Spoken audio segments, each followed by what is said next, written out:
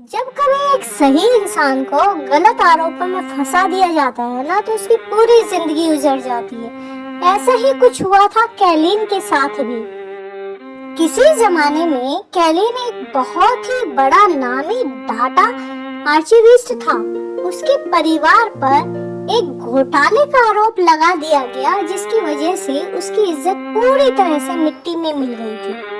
शहर की इमारतें भले ही नीली और लाल रोशनी से चमक रही हो, लेकिन कैलीन एक छोटे से कमरे में बेचारा अकेला बिखरे हुए सामान के बीच में पड़ा हुआ था और उसके स्क्रीन पर एक कोड दौड़ रहा था। तभी अचानक स्क्रीन पर एक बहुत अजीब सा मैसेज आया। अरे इनाम बहुत बड़ा होगा। कैलीन बिना कुछ सोचे समझे इस काम के लिए तुरंत तैयार हो गया। उसने काले कलर का कोट पहना और रात की अंधेरी गलियों से होता हुआ एक पुरानी टूटी हुई सर्वर फार्म पर पहुंचा।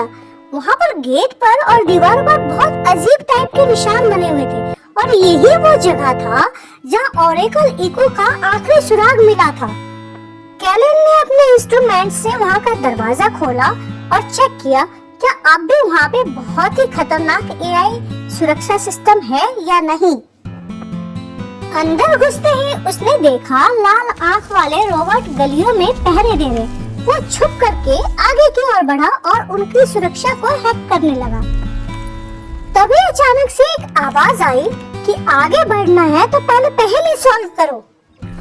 और इसके साथ ही स्क्रीन पर एक बहुत ही टफ टाइप का डेटा पजल आ गया। अब कैलिन को ये सब अपनी ब्रेन को यूज करके सॉल्व करना था और यही तो उसकी असली ताकत थी। कैलिन ने पजल सॉल्व किया और वो कंट्रोल रूम में पहुंच गया। वहां पर उसने एक चमकता हुआ पेडेस्टल देखा, लेकिन वो बिल्कुल खाली था। तभी अचानक एक टूटी फूटी आवाजों वाला एक ऑडियो फाइल निकली और कैलिन ने उसे डिकोड किया, पर वो सिर्फ एक नाम ही समझ पाया, ओमनिकॉर्प।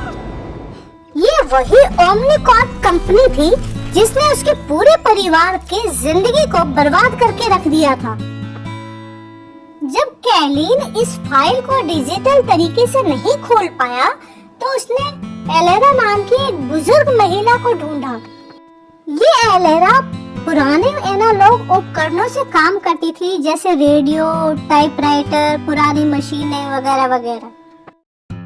एलेरा को कैलिन के ऊपर थोड़ा डाउट था, इसलिए वो मान नहीं रही थी, लेकिन बाद में वो मान गई हेल्प करने के लिए।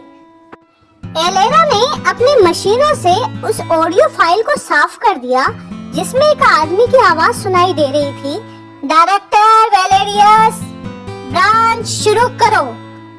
कैलिन के परिवार को फंसाओ, ओमनिकॉर्प को बचाओ।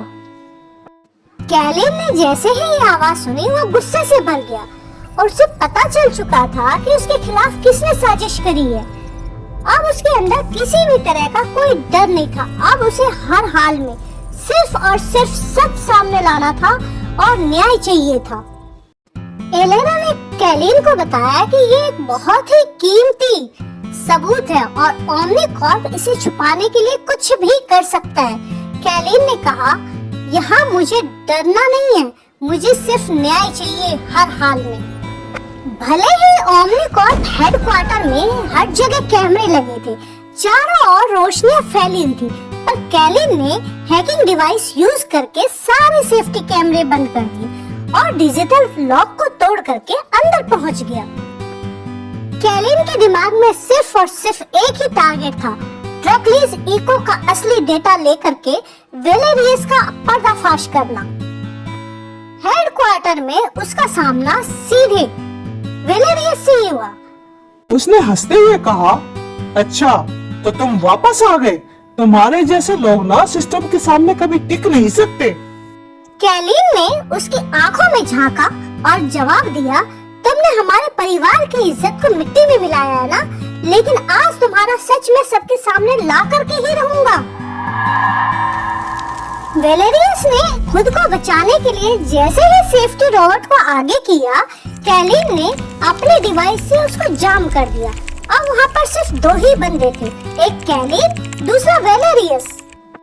कैलिन ने एलेरा की हेल्प लेकर के जो भी फाइल निकाली थी उसे सीधे शहर के ओपन नेटवर्क पर अपलोड कर दिया और कुछ ही सेकंड में ओमनीकॉर्प के जितने भी गुनाह थे वो स्क्रीन पर आ गए।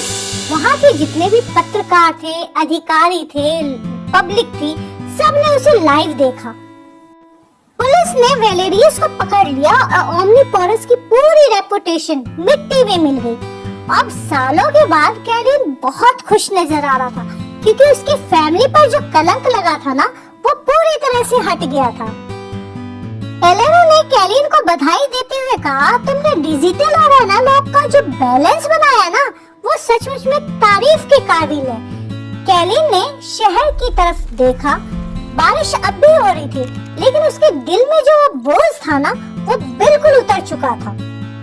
और दोस्तों ये कहानी हमें बहुत अच्छे से सिखाती है, सच चाहे कितना भी आप छुपा लो लेकिन एक ना एक दिन वो सबके सामने जरूर आता है।